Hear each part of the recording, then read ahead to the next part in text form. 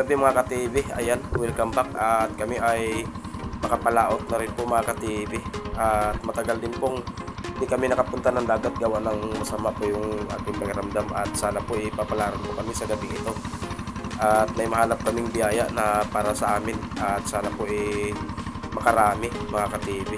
At ito po ang aking buhay na mano ay isang cuttlefish at kulambutan ayun sa pool. Napakaganda po ng pagkatama niya mga ka-TV. At yan ay good size na po yan mga ka-TV. Umabot na po sa kulang-kulang 2 kilo. At dito po sa sumunod ay may nakitang isang samaral or malaga kung tawagin dito sa amin. Ayun sa pool. Ayan po mga ka-TV. Ayan, napakaganda po ng pagkatama niya. Ayan, isang samaral po at maganda rin po ibintayan dito sa amin mga ka-TV. At dito po sa sumunod mga ka-TV ay isang mangrove snapper. Ayun sa pool, na headshot din po siya mga ka-TV. Napakaganda po ng pagkatama niya. At ayan po ay magkaperas po ng presyo yan dun sa samaral. At dito po sa sumunod ay may nakita tayong isang surahan ayun sa pool.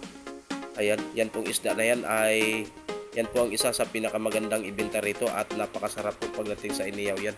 Yang surahan na yan at yan po yung urig na surahan kung tawagin dito sa amin. At dito po sa sumunod mga ka-TV ay may nakita mo isang ilak ayun sa pool.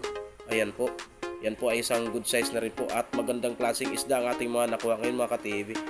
At mga urig po yan kung tawagin dito sa amin. At ito po sa sumunod ay isang barakuda ayun sa pool. Headshot po siya mga ka-TV. Yan po ay masarap po sa kinilaw, hindi kaya sa sinigang at sa prito mga ka-TV. Masarap po yung isda na yan. Isang barakuda po mga ka-TV na katamtaman lang po yung laki. Ayan po. At dito po sa sumunod ay isang surahan na hindi ko na po kaagad nakuha na ng video pero yan po ay napakalaki na po. Yan po ay umabot na po sa 2 kilo mahigit. Yang surahan na yan. Ayan po mga ka-TV. Napakalapad po ng kanyang katawan at napakataba po niya mga ka-TV. At dito po sa sumunod ay may nakita ko isang surahan pa rin po na napakaamo.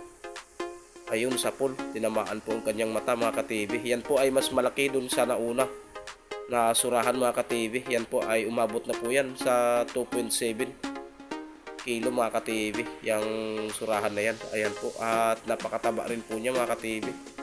Yan po ay napakasarap na po sa inihaw yan pag ganyan nakalaki mga ka-TV at napakataba na yan. Yang isda na yan at napakaganda rin po ibenta dito sa amin yan mga ka-TV.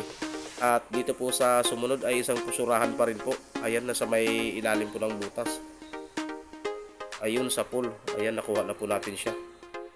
Ayan po.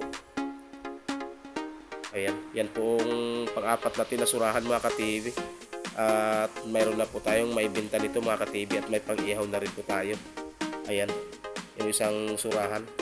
At ito po yung lahat ng nakuha ko mga ka-TV. Ayan. At mga dalagang bukid ay hindi ko na po ginawa na ng video. At ayun yung surahan. At ayan po yung iba mga ka-TV ang aking nakuha. At yung mga ibang isda po na nabili na po mga ka-TV, hindi na po nakuha na ng video. At ayan yung kulambutan mga ka-TV or cuttlefish na sa gilid mga ka-TV. Ayan po yung lahat ng nakuha ko. At maraming salamat po sa inyong panonood. Huwag niyo pong kalimutang mag-comment, like, share, and follow. Sana po sa mga hindi pa po nakapalo, pag-i-follow rin po sa aking page mga ka-TV. Maraming salamat po.